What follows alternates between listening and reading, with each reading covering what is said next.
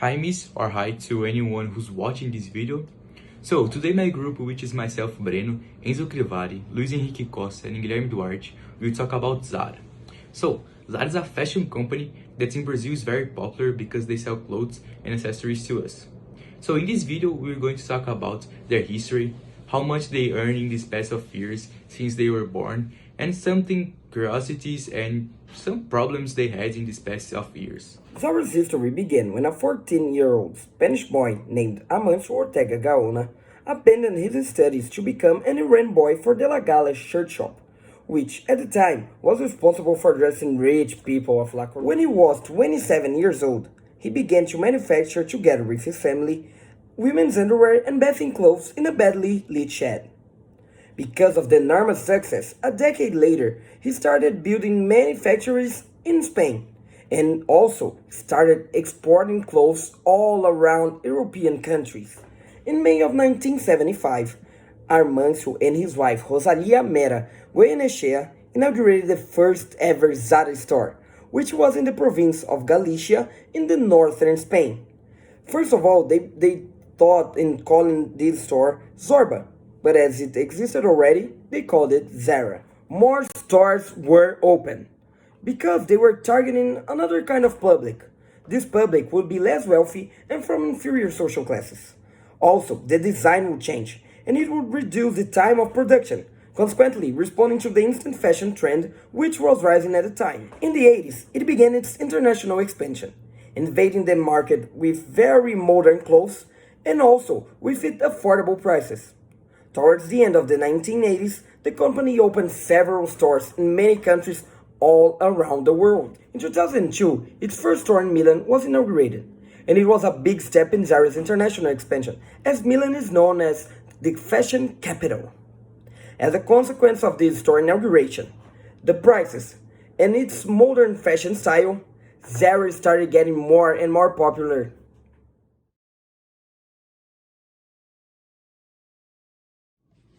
Nowadays, it's one of the most famous clothes brands in the whole world and they have a lot of prestige. It's known for the ability to create fashion pieces and have an awesome market team that do not focus only in the products but in the store too. So, they make an organized, clean and a modern space inside the store. So, and because of that, they had a big visual evolution compared to other stores or companies. And they worked on bringing a diversity of products.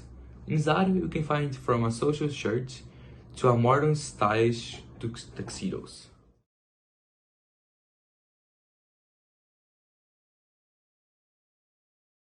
As we all know, Zara is a super popular brand, and having a closer look at it, we can find out that they have almost 70% of their stores located in Europe and 10% located in America, which explains the fact why in 2020 they lost almost 53% of their profit, which is because we had the global pandemic, which is still going on, and they lost almost all their money flow that they had in Europe, which is a very important part of their company. And having a further look at this money, where how much they have, let's say about this, Zara's make in a year of sales, they make almost $22 billion. It's kind of interesting fact because their brand value as a company is only of $14 billion. So we can say that they make a lot of money in their sales. But is it distributed well to the workers, to the company? That's what we will find out.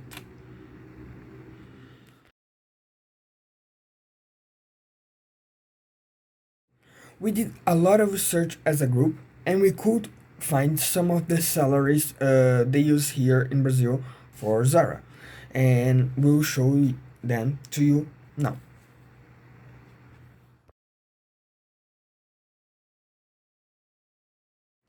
So, in the screen now, you guys are seeing the salaries, and we are going to talk a little bit about them. So, the general manager makes about 13k reais a month. The supervisor makes about 131k a year, and the fashion manager makes about 61k reais a year. They are all large salaries, but it's not always like this. And we didn't talk about the salesperson salaries, which they are uh, a lot less than this one. Thank you.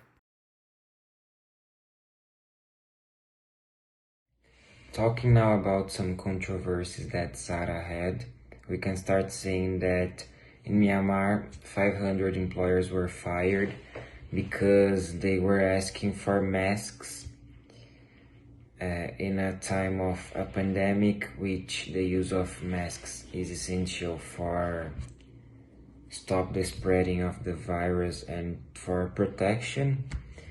500 people were fired because they were asking for it. Continuing to talk about Myanmar, we can say that employers that work on Zara there are very underpaid. They work about 11 hours a day and they earn to $3 to $5 a day. The amount of money they earn is not equivalent to the amount of hours they work.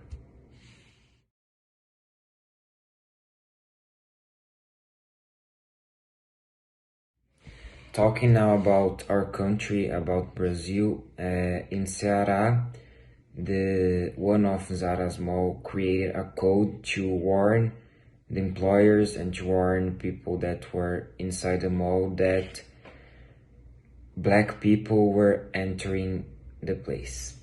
This was notified this year, and it's a very shocking news because we aren't supposed to do this anymore. Like, we are not supposed to put black people in positions below us. Why would they warn everyone that a black person is entering the place?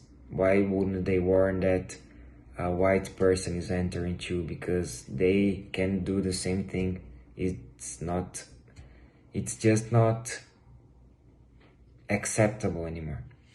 Well, the controversies don't stop there. This was probably the worst and most absurd case, but according to The Independent, which is an American journal, Zara was already accused of anti-Semitism, using child to work and to make their clothes, and of slave labor.